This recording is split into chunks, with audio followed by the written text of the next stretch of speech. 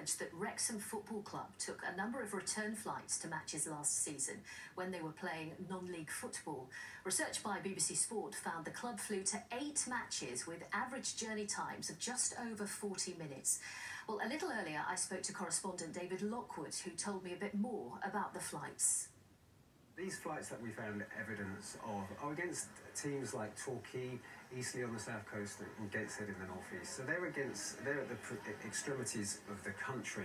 The average flight was around 43.5 minutes, but the shortest just 29 minutes, which I think will surprise people. And it's important to remember that these are not scheduled services. Wrexham pay a private airline to provide these flights, and as such, these planes need to be moved into position, and we found evidence of 16 extra positioning flights associated with these journeys, and those flights are often empty, and they add to the emissions involved. Additionally, you have coach journeys at either side to get from Wrexham to the airport in the first place, which is often Manchester, and then at the other end to get to the hotel or the stadium. And it's important to say that whilst this is the norm in the Premier League, the further down the Football League that you go, there are fewer and fewer teams doing this. And when we got to League Two and the National League, as Wrexham were in last year, we found no other teams flying. And what has been, David, the reaction to this?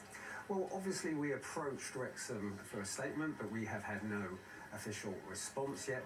They do say on their club website that they are committed to a more ecologically sustainable version of the club. And now let's remember they are in the US at the moment on their US pre-season tour, and they have growing ambitions, so they have a growing footprint. So we asked them also about a wider net zero strategy, but we received no plans for them to reduce, we received no evidence of plans to reduce their overall emissions. I suppose fans might point to the fact that if Premier League teams can do this, then why shouldn't Wrexham? And Premier League teams justify this because they say there's such a busy football calendar and that players' rest and recovery is paramount. And if you want to achieve success, like Wrexham did last season, then you have to factor in journey times and player recovery.